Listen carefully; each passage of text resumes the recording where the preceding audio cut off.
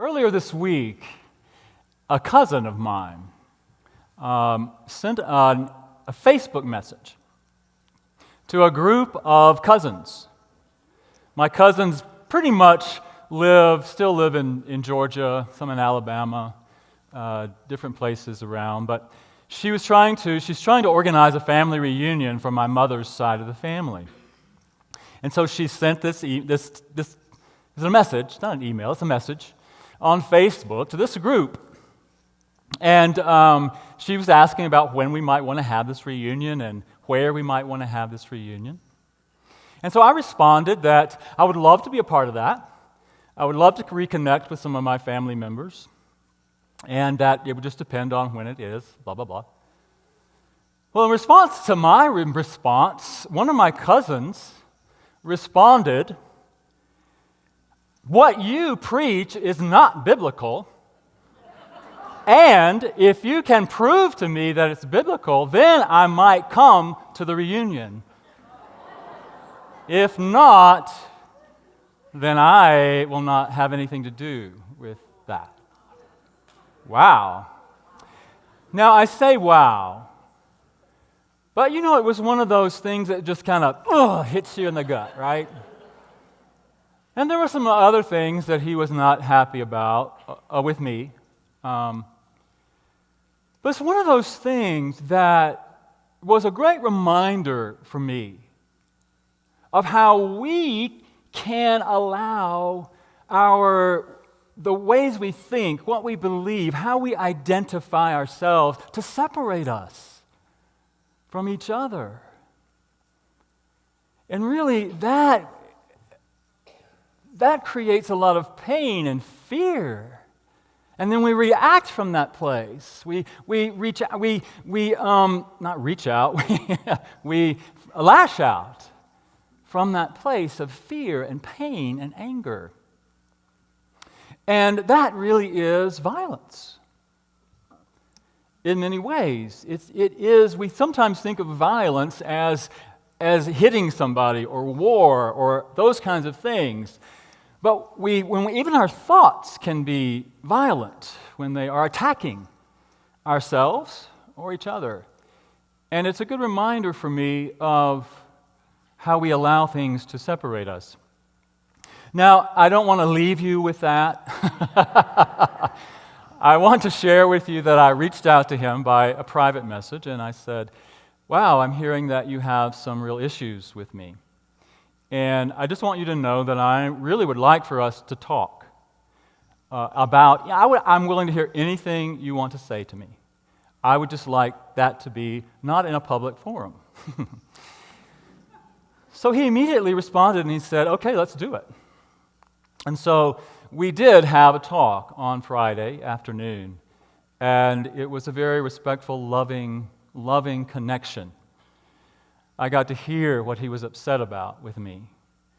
And he even said to me, "I never stopped loving you. I just was angry and afraid." And basically he said, finally, that stuff doesn't really matter. That basically that's between you and God. And so I said, "Yeah, that's exactly right. That's between me and God, and it's between you and God, and I don't want that to separate us." And so it ended up being a nice conversation, a connecting conversation. So I just want to assure you that we didn't leave it there. Now, there probably is some more healing that can be done around that, but that's one way that we can open up and connect, because my initial reaction to that was not that.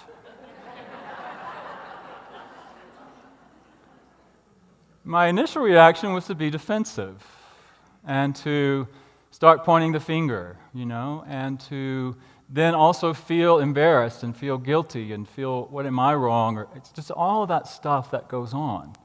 And that becomes internal violence that we then get to do something with or not. So I was willing to feel into that. I was willing to be present with that. I was willing to connect with that, to give myself some empathy and compassion.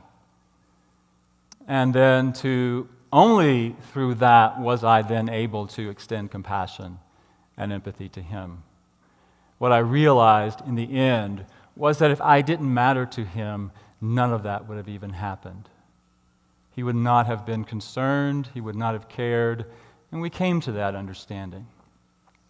So I just want to share that with you, that when we're talking about violence and peace and compassion and all of those things, that it doesn't just occur on the big scale.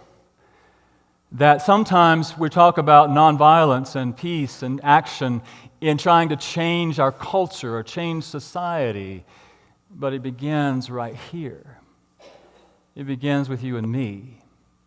It begins with our willingness to stop and connect and be willing to be present with ourselves, be present with each other, and to connect beyond what we think defines us and what we allow to separate us. And so as we're talking about going forward with peace and nonviolence and how we do that, what I want to say is, you've heard it many times, peace begins with me. It has to start here. And I get to connect with that. But what I was going to talk more about is the idea that we are one. That even in that, even in what we allow to separate us, what we think separates us, what we think defines us, that we really are one. There truly is only one life, one love, one power, one presence, and we talk about that in so many different ways. And it's really understanding it, but it's about feeling it.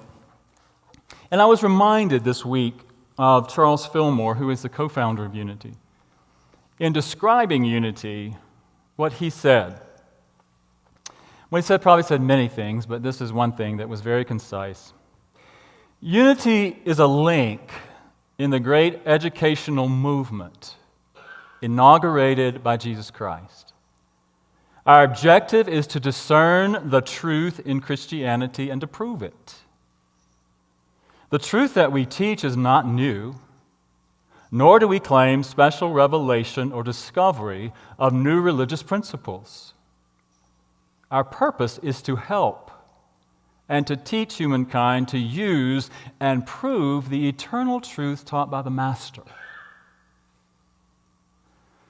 So what is the eternal truth that is taught by the Master? What is the eternal truth that we believe Jesus, the Master Teacher, our brother, our way shower, was teaching? And I believe when we get right down to the basic of what he was teaching, it's the idea of oneness. We are all the same. There's only one life, only one energy, only one God, only one presence. When he said things like, the Father and I are one, those who have seen me have seen the Father. I am in the Father is in me, I am in you, and you are in me. Really, what was he talking about? What did he really mean? I think he was using the best terminology he had to try to share with people what he was trying to teach. Because I believe Jesus was coming from an ascended consciousness, a God consciousness. And trying to make sense of God consciousness in this human realm is not easy sometimes. So, of course, he was using language that would be understood by the people he was teaching. When he talked about the Father, he was talking about life energy, the one source, the one power, the one presence. God, that life energy that infuses everything. And he had an intimate relationship with it. He knew it, not just from somebody teaching him about it, But he had an intimate experience, a mystical experience of union with that life energy that God is. And so when he said Father, he was using that word to describe source, the one source of which we are all expressions. And so is everything else. Everything, everyone, everything is infused with what we call God. Everything. And Jesus knew that. When he said, I am in the Father is in me, what did he really mean? Traditionally, Christianity would tell us that it means that he was claiming his personal divinity, that he was telling his followers that I am the one and only Son of God. I am the only one that is here to experience that, to express that, and I think he was not saying that. He was saying, you are that, I am that, all is that. All is that energy. That one life, one power, one presence. And we experience it, that energy, that life, as harmony and order and peace.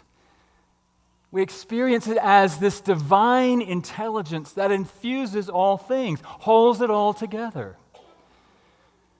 That is within everything and is among everything. When Jesus said the kingdom of God is within you, and then also it was interpreted as the kingdom of God is among you, that's exactly what he was saying. The kingdom of God, the dwelling place of that divine life, is within you. And it is also among you. It is within you, and you are within it. It is enfolded in all things. It is a flow of life. When he said the Father is in me, that's what he meant. I am in the Father is in me. But not just in me, that same energy is in you. So we're one. We flow together. That energy does not separate us. We're not separate in any way, shape, or form.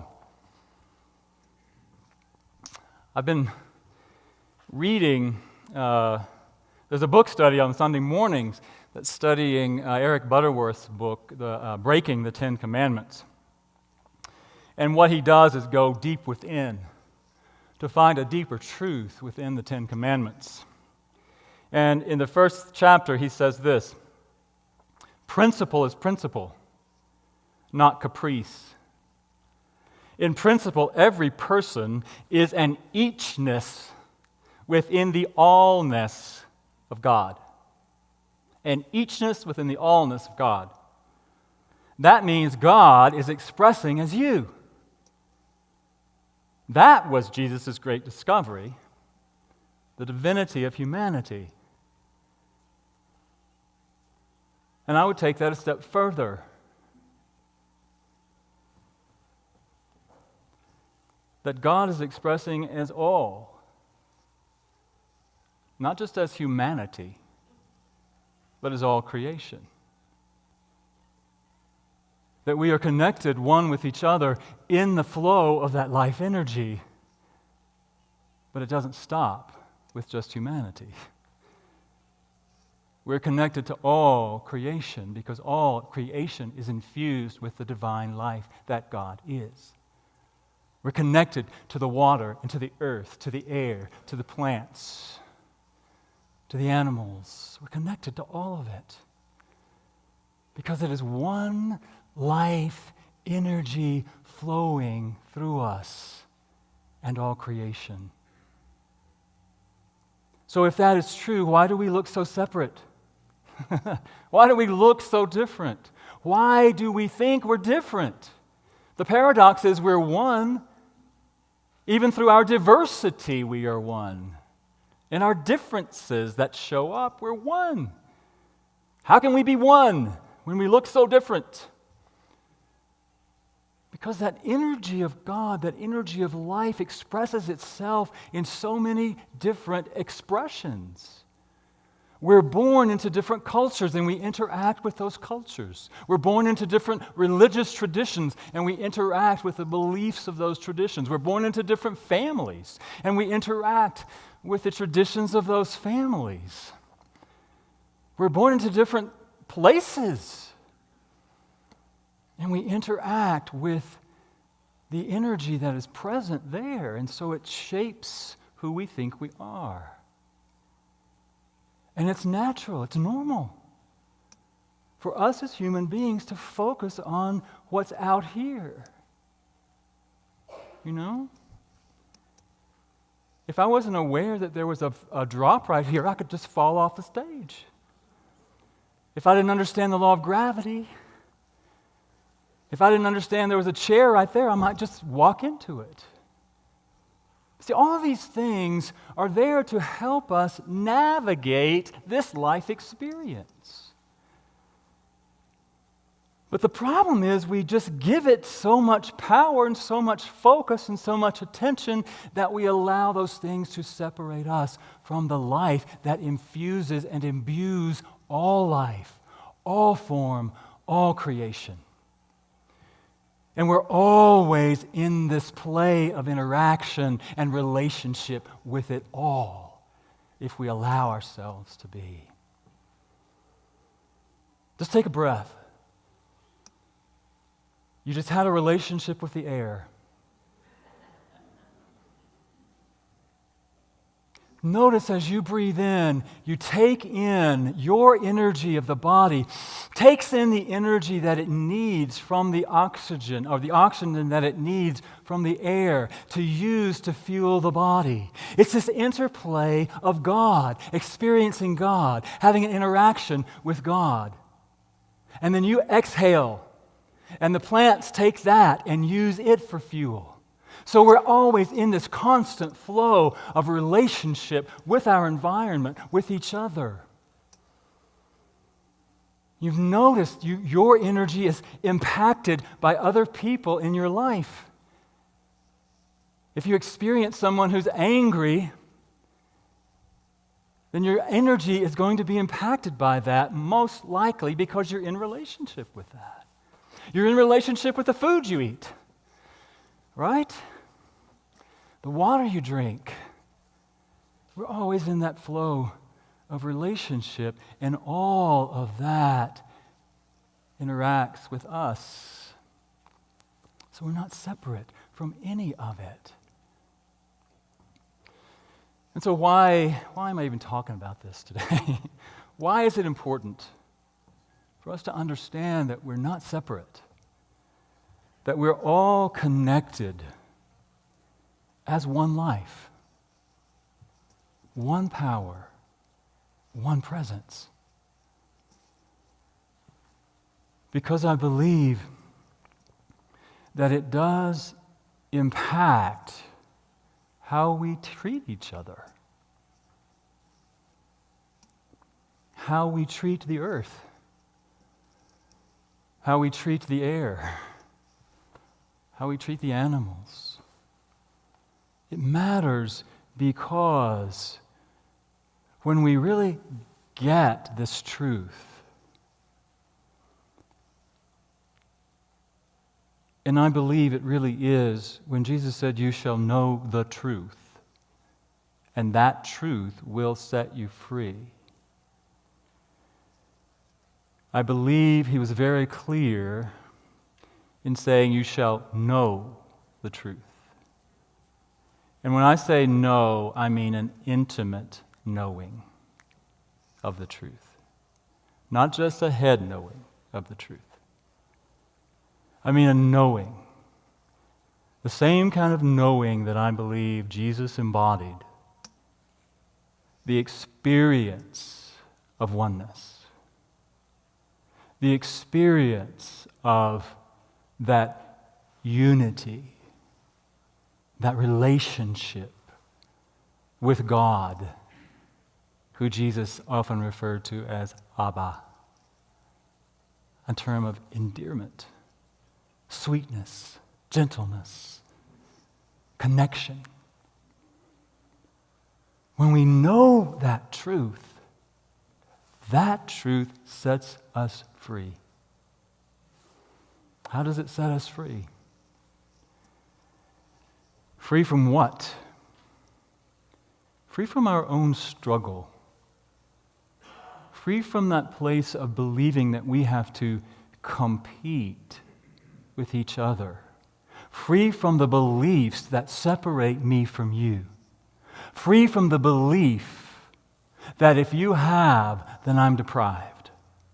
But free from the belief that there is not enough that causes me to hang on to what I have and to grasp for more. Free from the belief that unless you look like me, think like me, believe like me, that we are somehow need to be at odds with each other and compete with each other and battle with each other for who is right. Because if you're right, that must mean I'm wrong, and that cannot happen. Free from the belief that I have to be right. Free from the belief that we're separate from Mother Earth. Free from the belief from our own inner struggle. Free to know that we're one. And then I believe when we know that we're one, it doesn't mean that the other stuff goes away, because that's sort of how we navigate. But it sets us free from giving it so much power and focus. It sets us free from identifying so much with the body, the beliefs, our religion, our nationality, our race, our gender, all of the things that we allow to separate us. And it just allows us the freedom to be the expression of God that we are. Because it helps us to recognize. You know, I used to go to a Course in Miracles class, some, not a lot. But I got this idea, that the Course in Miracles was saying that none of this is real. I'm like, yes, it is.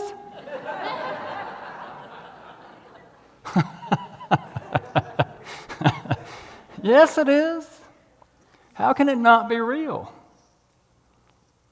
And so I don't want to say to you today, I hesitate to say that none of it is real. Because you'll probably say, yes, it is. And so I want to say, yes, in some ways it is real. What I want to say about that is, for me, the clarity around that has come very recently. And it may not even be clear yet. But when we say it's not real, what we're saying really is that the constructs of the mind are not real. They're not all inclusive of what anything is. I can say this chair is real. I can feel it. I can touch it. I can interact with it. But what is real is that life of God, the one energy, the one power, the one presence that is the spirit and substance of everything. That God, the spirit and substance, when we talk about, I don't want to go on too long. When we talk about spirit and substance of God is all that is, and it is infused in everything. And so I can say, yes, this is a chair, I can sit in it, I can let it fly up, I can do whatever, and I can have an interaction with it, and I can say it's a chair, so I can navigate that chair, but I can also stop and say, I call it a chair, But what is real about that chair? The spirit and substance of God that shows up through the creativity of someone who had the vision for that chair, as the ability for someone to shape the materials, create the materials, shape it into that form that I perceive. It's God infused in everything. So what is real? The only thing that is real is that energy, the life that we call God, the spirit and substance that infuses it all and that connects us with all things. And not only that,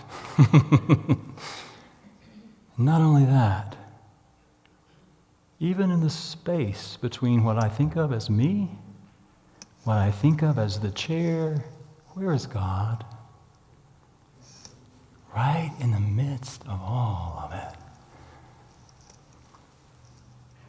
We like to say in New Thought, there is no spot where God is not. There is no spot where God is not. And so, just a couple of practices I'd just like to recommend. One is that, as kids, we sometimes did that little sausage thing, where you look beyond, put your fingers together. I know everybody wants to do it. Go ahead and do it. And kind of look beyond your fingers and then separate them. And do you see a little sausage that is in the midst of all of that? Yeah? You remember doing that? So I'm going to recommend you play with that this week. You might want to start with that. But pick something in your room, something that you are so accustomed to looking at. I like looking at plants. Because plants have this vibration, this energy anyway. So I would just invite you, just to practice. Look at a plant. Go outside, look at a plant, look at a tree. And kind of soften your focus a little bit. So you're not looking right at it, but kind of looking. And I promise you, if you allow yourself to look, you can sense the energy that is radiating from that plant. You can sense and feel the light energy that is coming from that. And not just animate objects, but you can do it with inanimate objects as well. Because there is life infused in everything.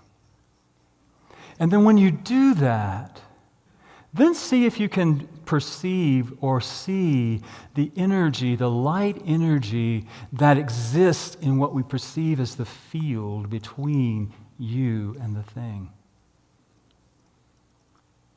Because there is that energy that connects us with all that is. So play with that this week, if you will. You'll have fun with it, I promise. And also, I would invite us to question those constructs of mind, those images, those ideas. Go out and look at a tree. You see a tree. Okay, it's a tree. I've learned it's a tree, so I don't run into the tree. But what is the truth of the tree? What is the deeper truth of that which you perceive as a tree? Now, I'm a tree hugger from way back anyway, but question your concepts, the constructs of our minds, and look for the deeper truth. See if you can find a connection with what is real, beyond the concepts that we hold in mind. See if you can connect with that spirit and substance that is what is the only reality of all that we perceive and form. And then observe how your relationship changes. observe how your relationship with that thing changes. No longer do you see that plant as just this object that's in your room. You recognize you're in relationship with it. And then when you get good at that, try it with somebody you cannot stand.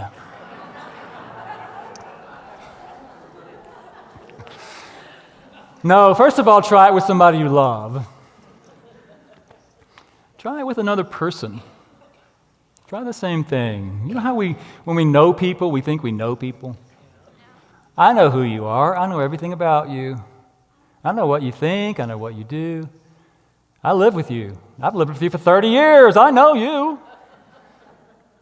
What if you let go of all of that and just be in the space of the energy with the other person and allow what is real about that being to reveal itself to you?